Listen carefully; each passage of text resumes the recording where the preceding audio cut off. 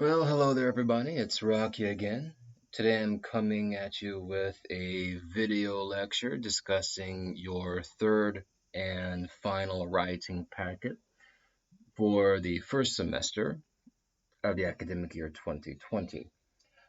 This is the final packet for this term, and this one came to you a little bit late and in a much smaller package, so I think we can get away with doing only one video lecture over it. But I'm going to take this whole time to discuss the packet in its entirety.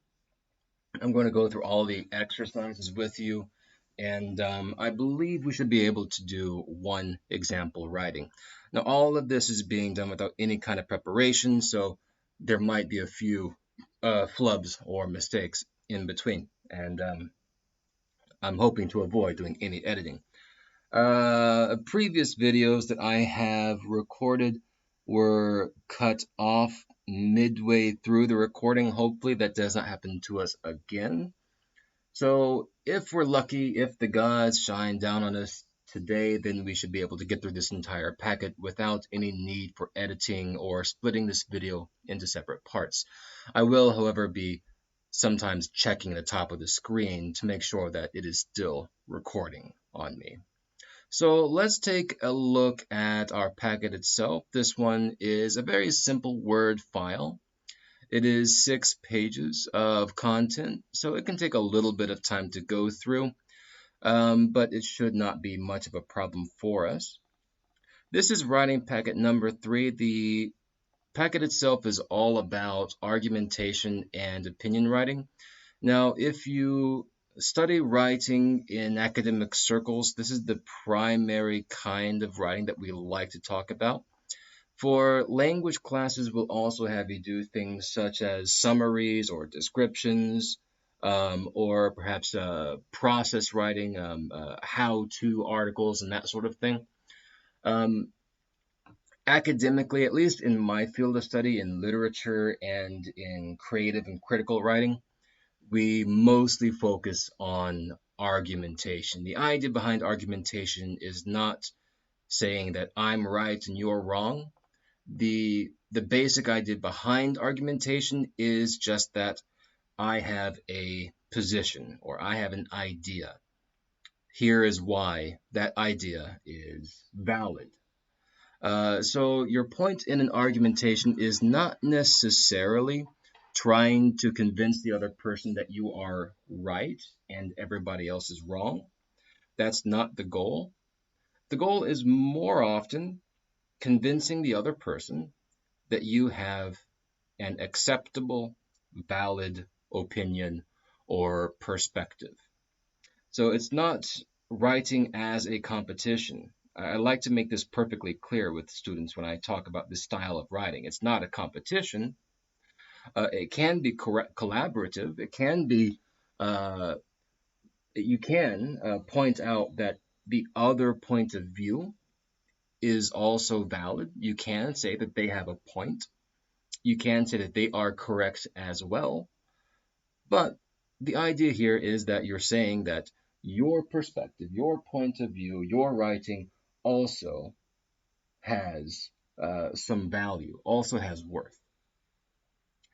For our writing here in this packet and with any kind of assignment that comes from this packet, we're going to try to keep things a little bit simple and largely just kind of focus on your opinion, why you believe the way that you do, why you think that is correct.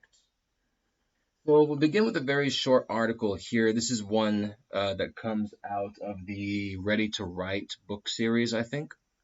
Read the short article and answer the questions following, and read the following two opinion responses. We'll use those two opinion responses to kind of instruct how you organize and structure your own opinion writing paragraphs. This paragraph reads, the number of children in public schools in the United States who speak little or no English is increasing rapidly. For example, students in the Washington, D.C. school system speak more than 100 different languages and dialects. In the California public schools, 1 out of 6 students was born outside the United States, and 1 out of 3 speaks a language other than English at home. These students and their teachers face many challenges, including what language to use in the classroom. Some people believe that children who do not speak English should be taught in their native language. Others believe that these children should be taught in English only. So this is not an opinion paragraph. This is a presentation of ideas. This is basically giving you the topic, and your job after this is to decide which of the two sides you agree with. Whether you are like some of these people who believe that they should be taught in their native language, or if you believe these classes should be English only. Our situation, our places in Washington, D.C. in the United States. So let's take a look at some of our questions here. So these are all your personal opinion questions. So let's take a look at these. I'll give you some of my example answers. Should children in this situation be taught in their native language or in English only? For these answers, you can give just short answers. I would say native language may be best so that they understand the language or the content. We could just write English only for whatever reason you believe. For our purposes here, let's say I'm going to give an answer that it should be their native language. Why? You need to identify all of your reasons when you write an argumentation. What is your reason for that opinion? My reason is that students can more easily understand the material being taught. If we're talking about a public school system where students learn not only the language of English, but they learn things such as maths, sciences, arts, histories, anything like that, then it's more important that they understand the content that is being presented to them, would be my argument with these kinds of answers. What are the pros and cons of each method? Now, you can answer this in a number of ways. I'm just going to write it very simple here. Let's say the native language. Let's say a pro would be that they understand material easily. A con would be that it can be hard to find teachers who understand that language and are able to teach effectively in whatever language that might be. And let's take a look at the English only.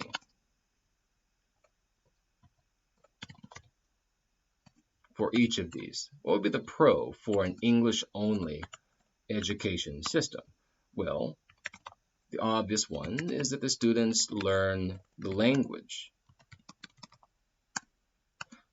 Obvious con would be perhaps students might not learn the content. So again, if they are in a public school system, if they're being taught in English only, sure, they'll pick up on English. They might understand some of the content as well, but it will be much more difficult. They might not understand the exact message in the history class. They might have trouble following the reason why a certain calculation works the way it does in mathematics class or any of these other classes that they're following. So after this, I have 2 opinion paragraphs for you to read. One is in favor of students being taught in the native language. The other one is against that. The other one believes that we should be teaching children in English only. Here's the argument. Our proposal. Children in English-speaking countries should be taught in their native language. Do you agree with this or disagree with this? The very first paragraph we see here is for the proposal. They agree with this idea that children should be taught in their native language. So let's read the for the proposal paragraph first. In my opinion, children who do not speak English should be taught in their native language. First of all, these children will feel more comfortable in a strange school if they hear and speak their native language. If they spend most of the day unable to understand what teachers and other students are saying, they may feel lonely and confused. In addition, they will be able to understand subjects like math, history, and science more easily if they are taught in their native language. This way, they can concentrate on the new content information and not be distracted by decoding a new language at the same time.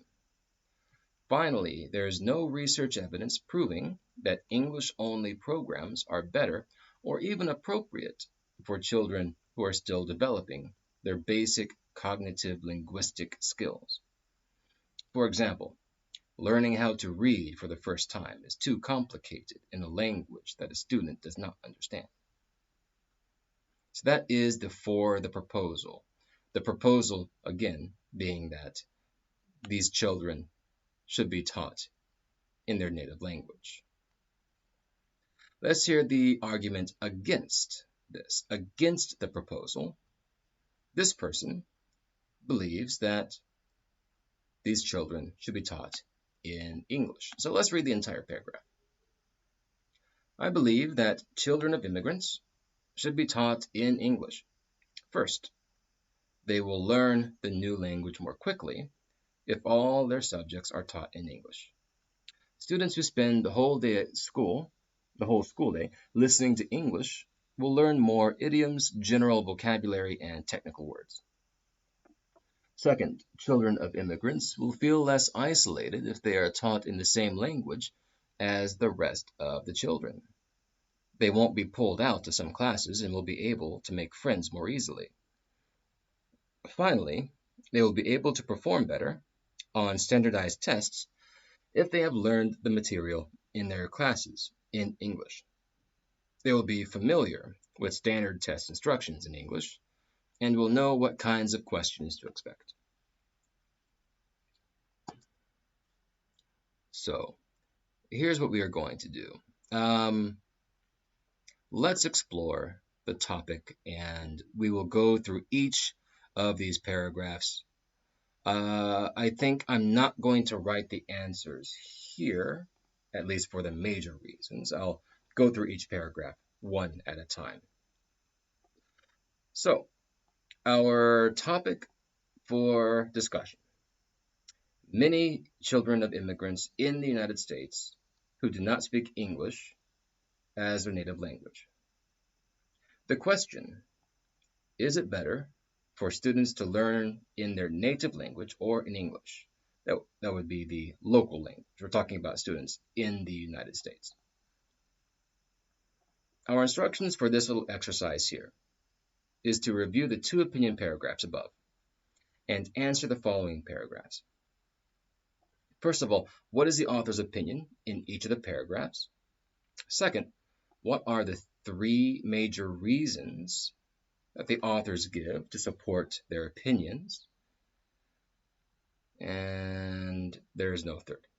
Okay, so let's just go through each of them. What I'm going to do is I'm going to put the author's opinion in red, like so, and I'm going to highlight in yellow the three major decisions. So let's go through each of the paragraphs one more time. The argument proposal. Children in English-speaking countries should be taught in their native language. Let's look at the author's opinion. In my opinion, children who do not speak English should be taught in their native language. We'll put that in red. This is the author's opinion. And so this should go in this line for paragraph 1. This is the opinion we're looking for. What are the reasons? First of all, these children will feel more comfortable in a strange school if they hear and speak the native language. If they spend most of the day unable to understand what teachers and other students are saying, they may feel lonely and confused. In addition, they'll be able to understand subjects like math, history, and science more easily if they're taught in native language. This way, they'll concentrate on new content information and not be distracted by decoding the language.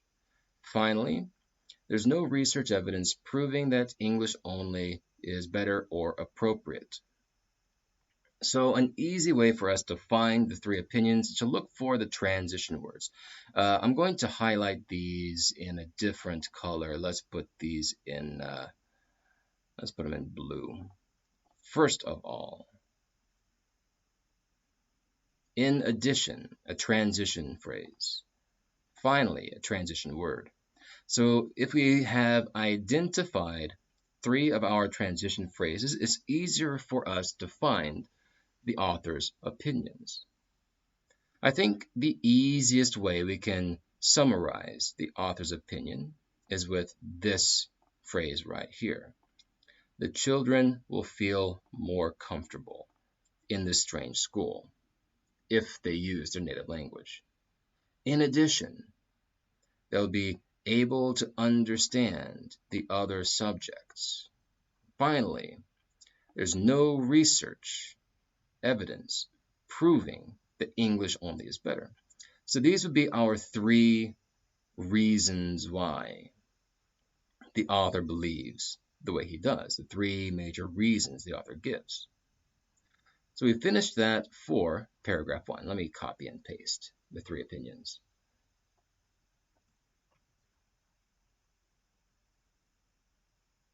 For the proposal, feel more comfortable. They are able to understand other subjects. And the last one, no research evidence for the alternative. There we go. So this is our primary argument and our reasons for the paragraph in support of the proposal. Children should be taught in their native language. Let's take a look at the second paragraph, the one that is against the proposal. I believe, this is a good transition phrase, I believe that children of immigrants should be taught in English. Let's put this whole phrase in red. Children of immigrants should be taught in English.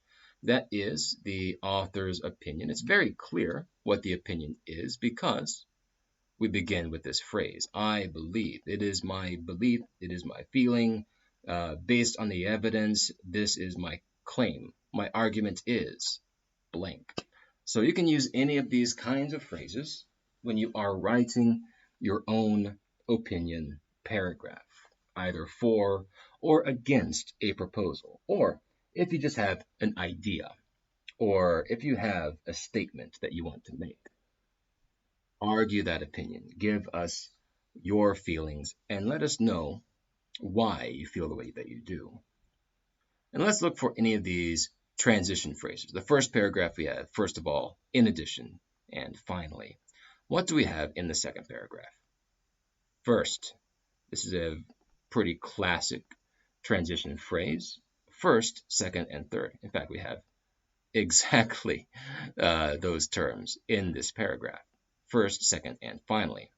Okay, we have identified our transition words. These let us know that your reasons are following in this paragraph. This is the belief. They should be taught in English. The first reason is that they will learn the new language more quickly. Let's put this back in yellow. If all the subjects are taught in English, they do English all day, every day, they will master the language. Second transition phrase. subject, action. They will feel less isolated. So we'll highlight this in yellow as well. Transition word finally. So we know the reason is coming up better very soon. They'll perform better on standardized tests. So we have these three reasons, these three statements.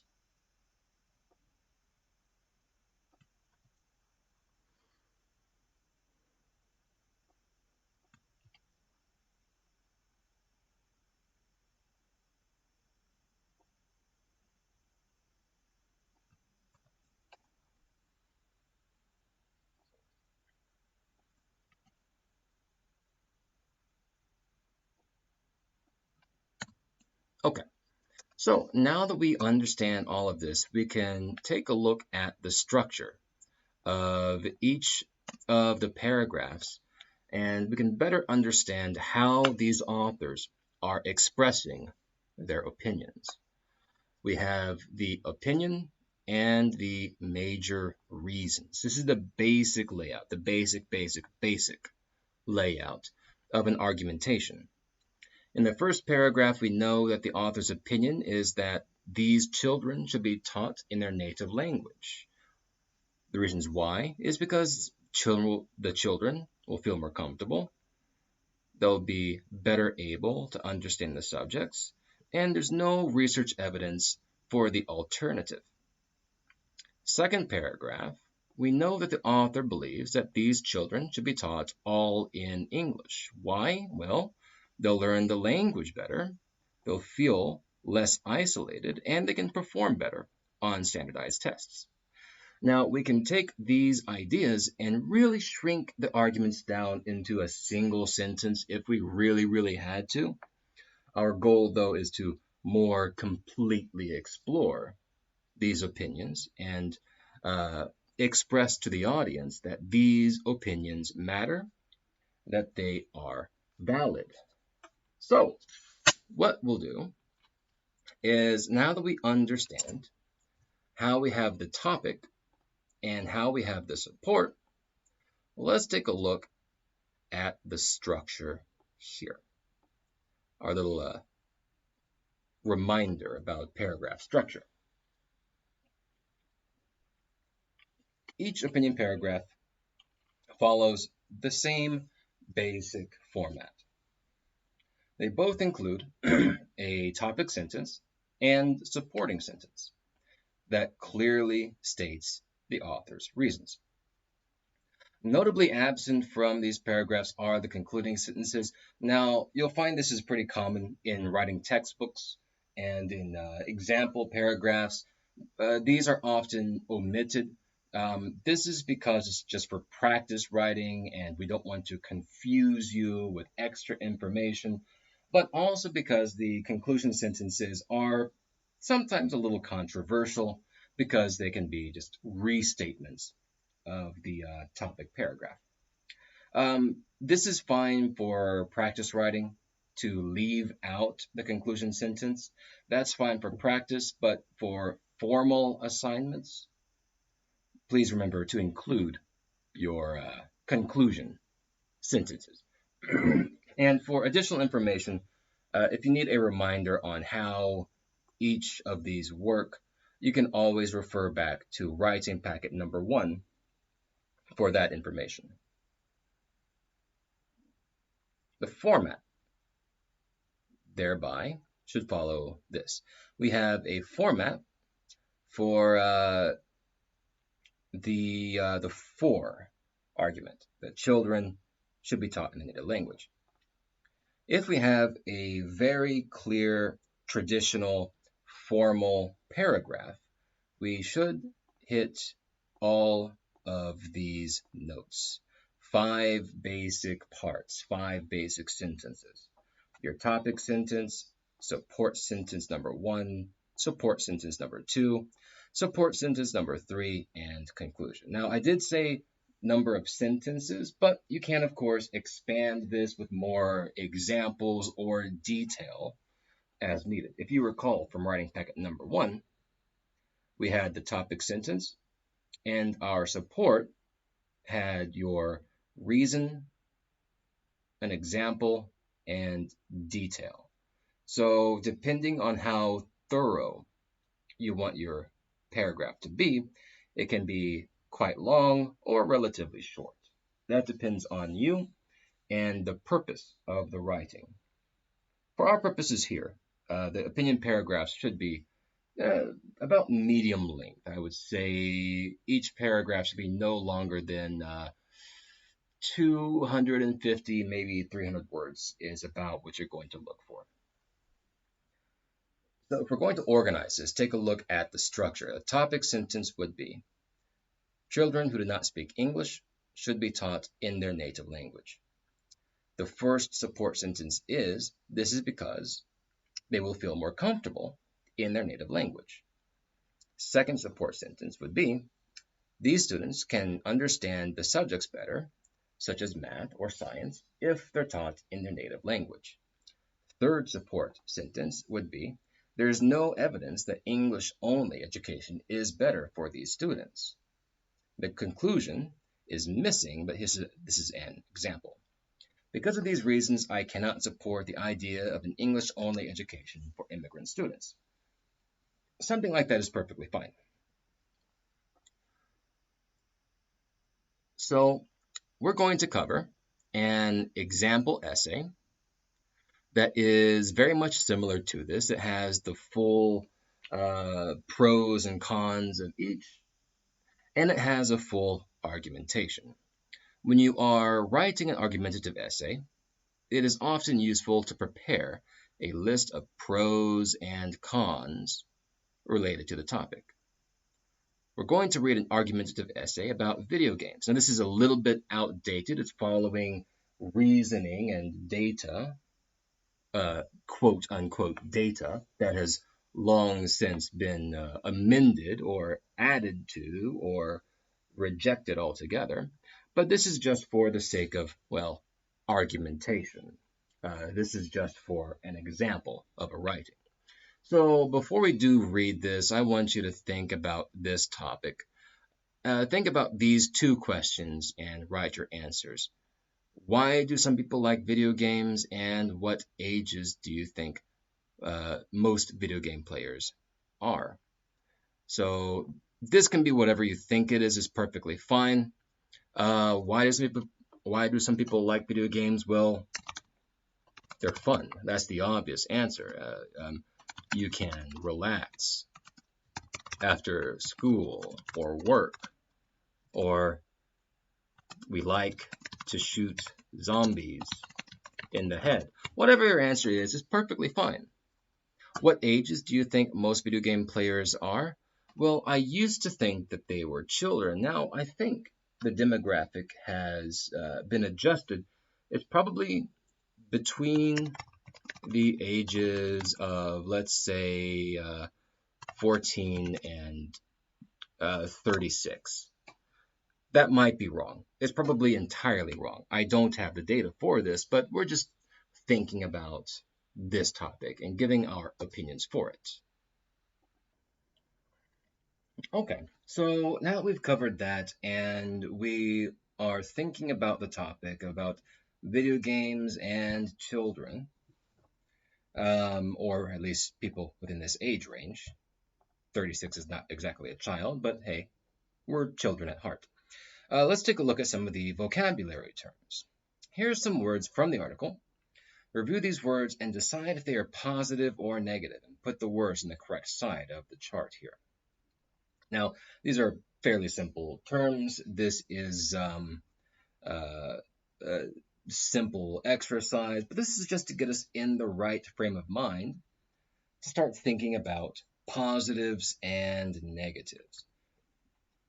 5 terms here: advantage, disadvantage, benefit, negative, positive. Well, I think let's begin with these two here. This is the most obvious: negative, positive. So let's just put these two in each of the boxes that you see on your screen here. Negative, positive.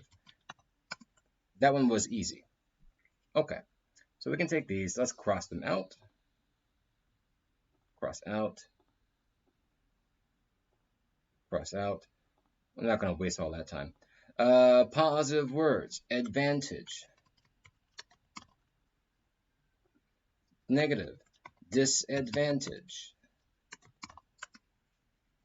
Positive word, benefit. So we only have these 5 terms, but what other words could go in that table? We can think of a million other words that are both positive or negative. Let's say the opposite of benefit is detriment. Sometimes students like to use the word demerit. That is also fine. We could say the word gain is a positive. The word loss is a negative. Anything that you think might fit when you are describing a video game or a hobby or a habit or anything along those lines. So let's take a look at the article in question. This is an article, I believe this is from the Unlock book series. Some of you might be familiar with that book series, perhaps not. The article itself is, as I said, a little bit outdated. At least the idea is outdated. People arguing about video games, if they're good for kids or bad for kids, or neutral altogether. This was an argument that people had when I was a kid, back in the 80s and 90s. I remember senators and congressmen on the news, always talking about how video games will be the downfall of civilization and things like that. Previous presidential candidates, perhaps our current presidential candidate, might indeed still have this negative view of video games and children. So it's a kind of a cultural issue sometimes, perhaps an intergenerational issue. So let's hear what the author has to say, and let's see how we feel about this particular issue. Do video games affect our children negatively? Today, our children spend more and more time online. Many children spend a lot of their free time playing games on the internet, on video game systems, or on their mobile devices. In the UK, 99% of kids aged 8 to 15 play video games every week, and children as young as 5 play video games regularly. This information tells us that the benefits and dangers of video games must be carefully considered. For many people, video games are fun and educational. They have bright lights, funny cartoons, and exciting stories. Everywhere you look, you can see children playing these games. They play on buses and trains, in restaurants, and even at school. Video games also make you think in a creative way, and you have to move your hands and eyes quickly. This can improve the way that a child's brain works. Video games also make children use their imagination. The player has to do many creative things like draw, tell stories, and build things. Video games are also a good way to teach children about technology because they can learn how computers and other devices work while they play. However, a recent study suggests that video games can also be bad for children. First, children can download many games for free. They don't need money, so they don't need to ask their parents if they can download the games. This means that parents often don't know if their children are playing violent or scary games. Second, many children spend too much time playing games on computers, smartphones, and tablets, and this can lead to health problems. Children who spend too much time on the computer and don't exercise can become overweight. Third, if children spend too much time playing games instead of doing homework, they can have problems at school and get bad grades. Finally, video games can affect children's social skills. Playing and working with friends is very important for children, and it teaches them how to talk to other people. If children spend too much time playing video games by themselves, they might not learn how to play with their friends. In conclusion, it seems clear that video games have some advantages and some disadvantages. On the one hand, they are fun and have many educational benefits for children. On the other hand, they can cause problems with children's health or social skills. It is up to parents to know what games their children are playing and how much time they spend on them. Parents should also make sure their children get enough exercise and spend time with other children. So that is our article to read through here. The article contains 4 paragraphs. It has an introduction, gives us some positives, gives us some negatives, and gives us a conclusion. Now, this article in itself is not really an argumentation. This is not an opinion article. This is more of an expository article, something that explains something. For this particular article, it is explaining what is positive and it is explaining what is negative. It's also giving us some examples for introduction and for conclusion. However, we can take a look at paragraph 2 and paragraph 3 for examples of argumentation. This, again, is just introducing what some people think about video games, the topic. For you and your writing, I'd like you to do a little bit better. I'd like you to tell me what you think and why you think that way. So let's take a look, see here. Review the article and identify the parts of each of them, the positive and the negative paragraphs. What is the main point in the topic sentence? What were the 3 main points in each support sentences? And what is the main point in the conclusion? So we'll do that and we will come up with some brainstorming ideas for the positives and the negatives. So let's take another look at the positives. Our topic sentence right here. For many people, video games are fun and educational. So we can call this our main point. This is our main topic. This is the thesis statement of the paragraph. Does this paragraph have any transition terms? Right lines, everywhere you look, play on, etc. Also make you think. Okay, video games also make use, also good way. It does not really have any transition phrases. You don't necessarily need transition phrases, but they can be quite useful.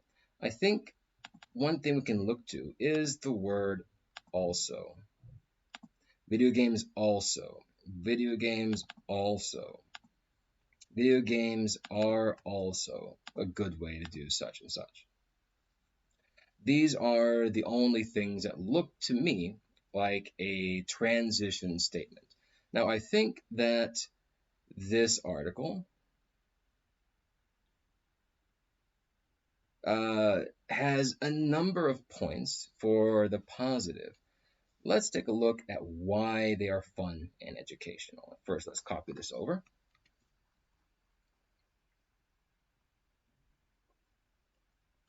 Right there. This is the topic sentence, that video games are fun and educational. How are they fun, or why are they fun? Well, they have bright lights, funny cartoons, and exciting stories. I think that is one of the reasons why they are fun, if nothing else. These 2 sentences, these do not describe video games, but they describe children and their habits with video games. But right here, also, these present us with some of the positives. Video games also make you think in a creative way. I think we can count the rest of this. You have to move your hands and eyes quickly. I think we can consider these to be details. Let's highlight this in green. That's a detail. You have to move your hands and eyes quickly. Can improve the way a child's brain works. I'm going to consider these two statements details, which give more information about this claim. So we'll call this our first support. Video games make you think in a creative way. The word also, they make children use their imagination. So let's call this another primary support statement. Video games also make children use their imagination. The player has to do many creative things like draw, tell stories, and build things. This we can consider, again, a part of the detail.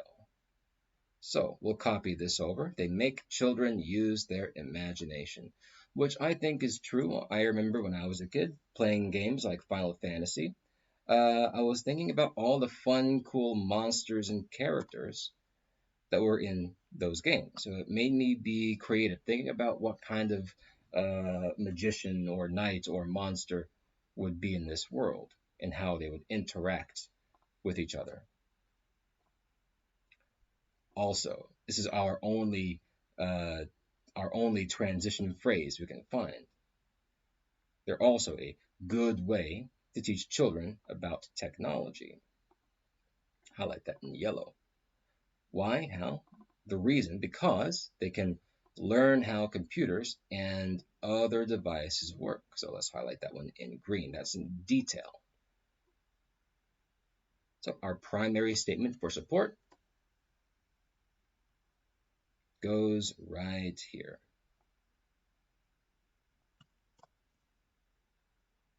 There we go. Now, this paragraph does not have a conclusion. So we're missing that in this particular paragraph. I think we might be missing it in the other one as well. So for this, I think we might want to write our own conclusion, which we'll do after just a moment.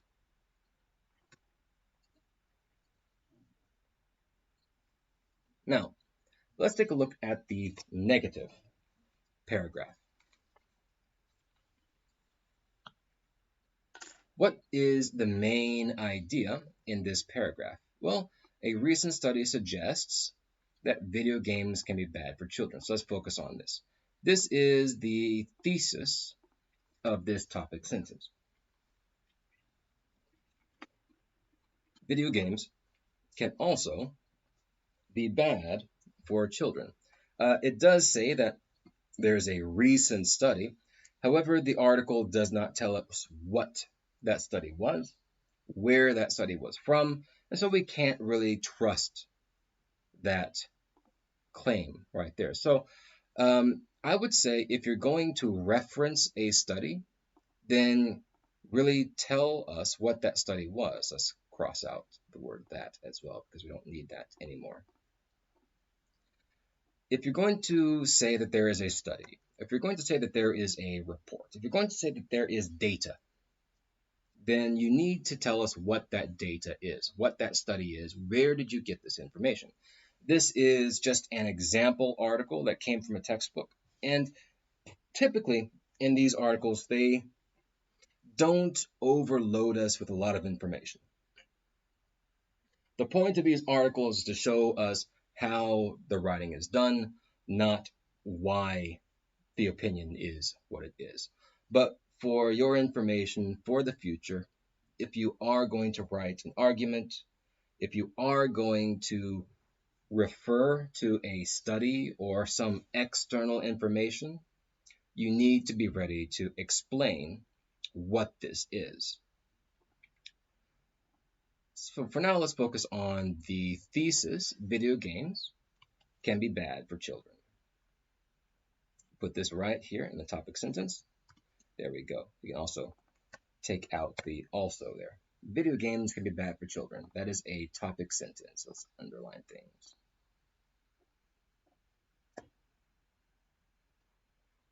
All right, let's look for transition phrases here. We're lucky this time. This paragraph does give us first, second, third. So that is quite good. This is also, I think, a longer paragraph. Yes, if you compare the sizes, this one is quite longer. So we have a lot more examples and a lot more detail. So let's take a look at the information. What is the primary support, the primary argument? Well, first, children can download mini games for free. They don't need money, so they don't need to ask their parents if they can download the games.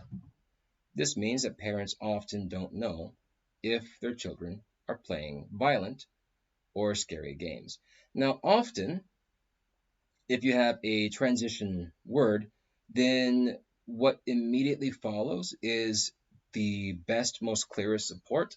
Sometimes, however, it might take a little bit of digging around to find the best, most clearest support. If you're asking me, I would say this is the best, most clearest support. Parents often don't know if their children are playing violent or scary games. The question is why or how? Well, that is because children can download games for free. I'm going to call this the support. They don't need to ask their parents for a credit card to download the game. They don't need to ask the parents for cash so they can buy the game at the store. They just download it for free, and they can easily do it in secret. This is the cause. The effect is that the parents don't know. So this would be our primary support information. Let's paste this right here.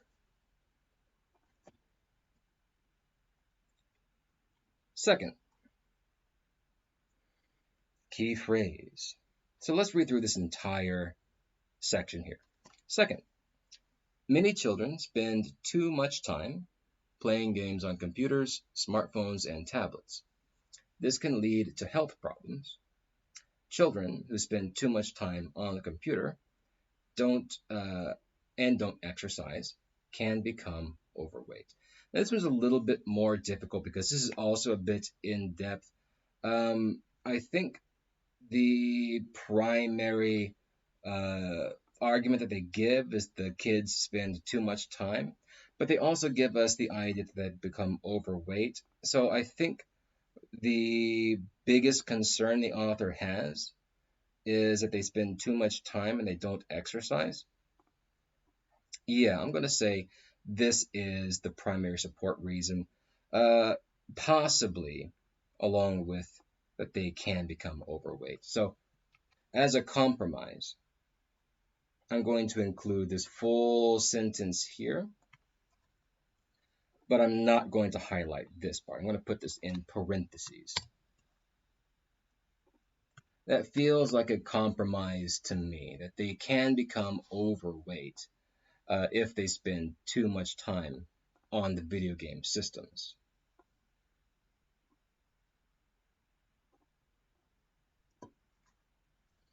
The support for this is that they spend too much time on each of these. I think this works more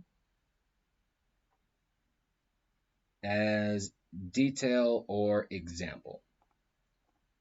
So in this paragraph, it looks like things are kind of inverse as the previous one.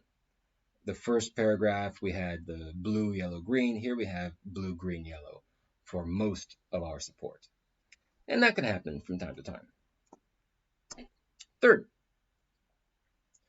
if children, this is a really long one, if children spend too much time playing games instead of doing homework, they can have problems at school and get bad grades. Finally, oh, this is a separate one. I missed that transition. Finally, video games can affect their social skills. Playing and working with friends is very important for children, teach them how to talk to other people. If children spend too much time playing video games by themselves, they might not learn how to play with their friends. So, let's see here. I'm going to say this is our third support.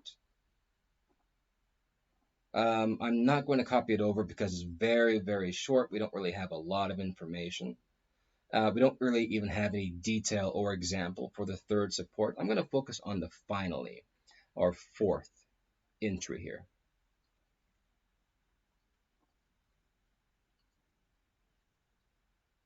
And it looks like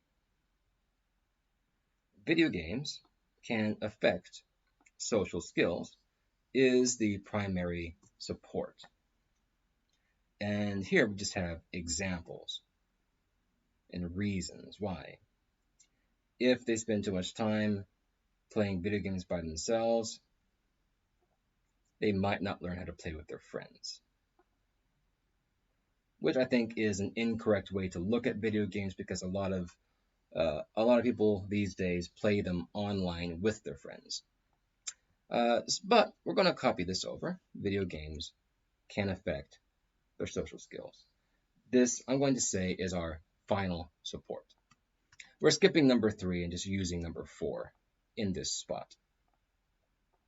Now again, these paragraphs do not include conclusion phrases, so you can leave this blank if you like. For me, I'm going to write a conclusion in, which you can do if you like as well. So for the positive, our topic is that video games are fun and educational support. They make you think in a creative way. They make children use their imagination. They're a good way to teach children about technology. So overall, video games are healthy due to the educational and creative benefits. So a very short, sweet, and simple conclusion. For the negatives, video games can be bad for children. Parents don't know if their children are playing violent or scary games. Kids spend too much time on the computer and don't exercise, and these games can affect their social skills. So, because these games are so, let's say, addictive, they can cause many physical and social problems. So this is also a very short, sweet, and simple conclusion, but I think that's exactly what we need for an argument like this, for a paragraph like this. Now, time to do some brainstorming. I'd like you to list some general ideas, both in support and against children playing video games. Now, this one can be quite difficult. You do need to be creative with this, and you can use the previous paragraphs to kind of help you with some of these ideas. I'm just going to come up with some ideas at random here for the positive. Let's say, you can learn about technology. I've heard it said to me many times before, both by people who are good with computers and by parents of children who are trying to raise them to be computer savvy. If you want a kid to learn how to use a computer, give him an old computer and have him try to install an older game or a newer game on it. They'll need to figure out how to make it work. So they learn about technology. It helps them become creative. For example, when I was playing games like Final Fantasy or something like that, the idea of these monsters and these magical creatures and magical people sparked my interest, and it helped me start writing fiction on my own. I'm going to say also that games are social. These days, especially, they're much more social. Online games, cooperative games, competitive games. If you play Smash Brothers, you can fight against your friend or with your friend. So that can help with that. Also, along with that is during the pandemic quarantine, they can help people remain in touch or help them to stay friends. With my friends, we used to be able to go out to pubs or izakayas or karaoke's or whatever, but now we tend to hang out mostly online over Skype or Zoom or what have you. We'll just play an online card game or something like that, or we'll do some Dungeons and Dragons sort of fun games like that. So that helps us to remain friends, helps us to remain social, helps us to remain sane in these crazy, crazy times. Um, it is possible that some games are too violent or scary, and that can cause some mental effects on children, especially if they're too young. You know, a kid playing Biohazard or Silent Hill or whatever might have nightmares afterward. Um, so that can be an issue. Yes, video games are certainly addictive. So instead of doing your classes, studying your work, you're putting in hundreds of hours into Skyrim or whatever game you like to play. Um, they are distracting.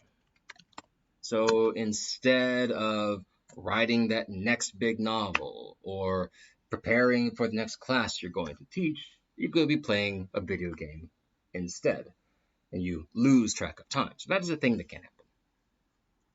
So use the ideas in the chart to complete a general argument outline. The topic sentences are provided for you. It's good for children and it's bad for children.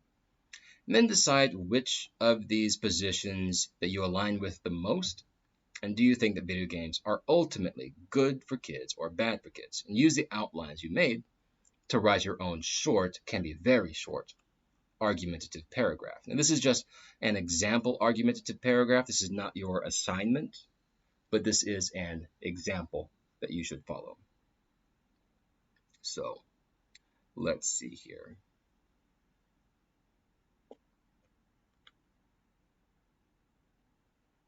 Okay. Good for children. So I'm going to choose 3 of these. Let's stay with this. Video games are good for children because they help children learn about technology. They are good for children because it helps these kids become creative.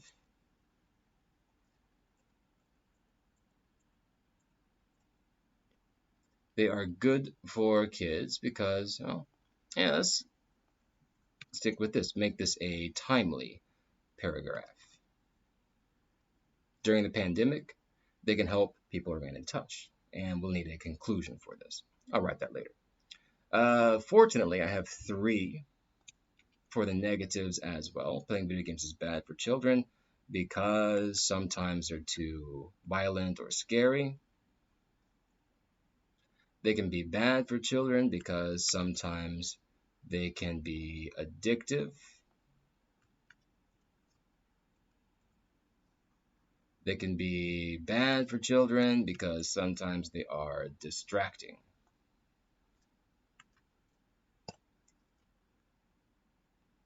Let's stick with this one for now. We'll finish writing the conclusion for it. Playing video games is bad for children. Some games are violent, some are addictive, sometimes they're distracting. Let's say because of the potential negative effects, children should avoid playing excessive games. Let's just say something like that. Very short and sweet and simple. What about good? Learn about technology, become creative, help us remain in touch. Let's make this a little bit more nuanced. While games can certainly have negative effects, the good far outweigh the bad. So again, make this kind of short, make it kind of sweet. I think this helps a fair bit. If we're going to choose one of these, I'm going to write a paragraph about how they're good for children. So I'm going to copy this. I'm just going to write over this so I have it available. There we go. Which do we align with? I'm going to align with the good for children. Write us a very short argumentative paragraph. So let me just highlight all of this here. We'll start off with the topic sentence. Let's see, how can I write this? Video games can be a very enjoyable pastime with both positive and negative effects. I think, however, that when you analyze all of the effects, video games, playing video games, can be considered a good for children, can ultimately be considered a good for children. Yeah, let's take out the A. Just good for children. There we go. Why? I have 3 reasons for this. I'm going to write that down. I have 3 reasons to support this idea. And so I want to make sure that I include our transition phrases. The first reason is,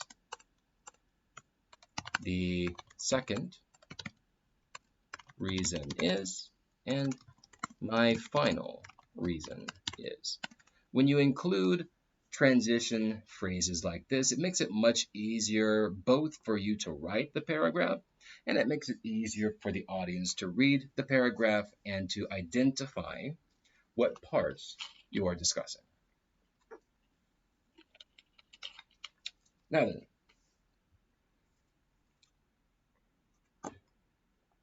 learn about technology. The first reason is that by playing games, children can learn a lot about technology. Now, we'll keep that as is for now. I'll add some details to it after a moment. The next one is they can become creative. The second reason is that children can become more creative by playing games. And the third is that they can keep in touch. My final reason is that during the COVID-19 pandemic and quarantine era, it is difficult to socialize, but video games help people remain in touch. So remember that when you give your reason, give an example and or a detail for this. Let me separate these to make it a little bit clearer as we write. This is my topic, my thesis statement. The second sentence here is actually my topic sentence. In fact, I think we can just delete this first line as free writing. We can delete however.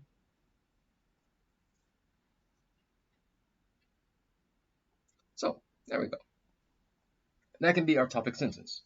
This is just a transition sentence.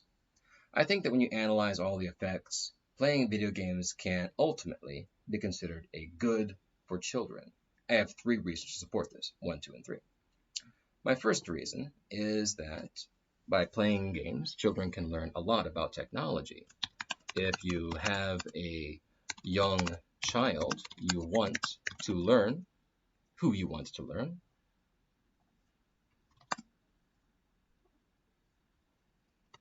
actually, that's bad writing. That's bad writing. Let's go to it.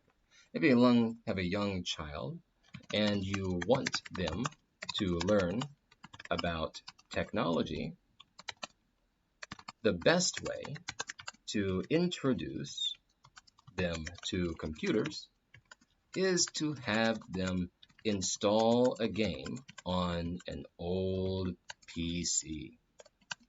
Some of these old systems require knowledge of software and sometimes coding in order to get them to run. By experimenting with the systems in order to play the game, these kids can learn a lot of the basics with computing. Now, if that's true or not, I don't really have any data for that. You guys might know more. You might know more than I do, but that's the basic idea behind it. So that is paragraph, or the support sentence 1. Support sentence 2. Second reason is that children can become more creative by playing video games. For example, I'm going to use a personal example with this. When I was a kid, I was fascinated with fantasy games, and I wanted to know more about the wizard and monster characters in them. The games handbooks did not always give a lot of information, so I would have to make up little stories in my own head so that I felt more involved with the game's world.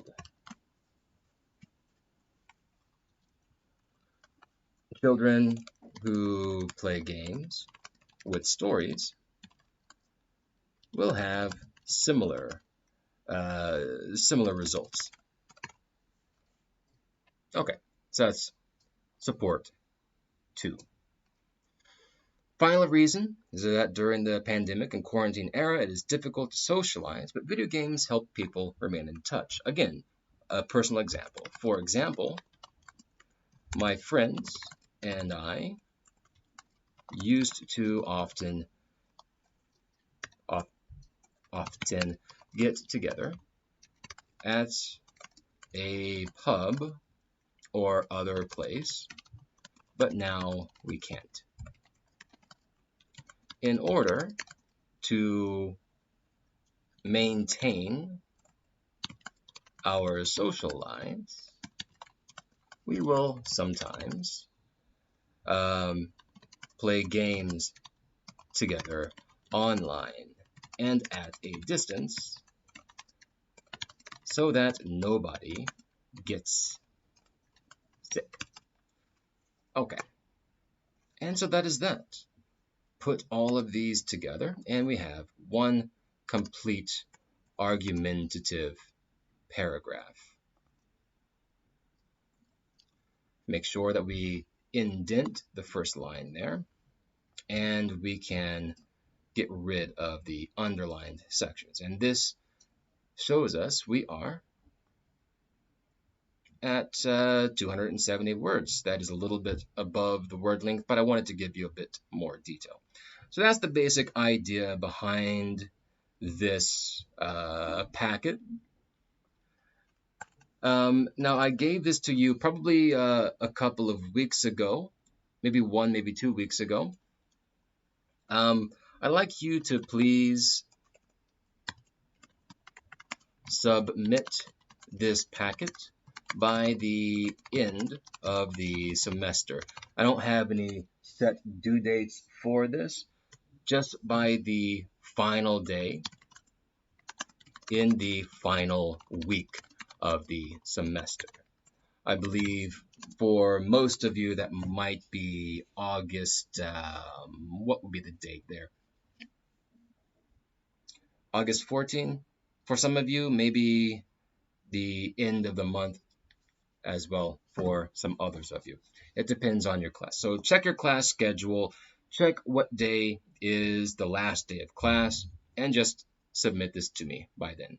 You can submit it to me over email or by your class page on the university's website. So that is all we have for today. This has been a rather long lecture, but it's been a long time coming to discuss the writing packet number 3. And hopefully, by the time I finish this video, the recorder is still running and I don't lose any content. If it does, we are all screwed. But I think we'll be okay. Pray to God, we'll be okay. Okay, that's all for now. I'll see you guys in a future lecture. Talk to you then. Bye-bye.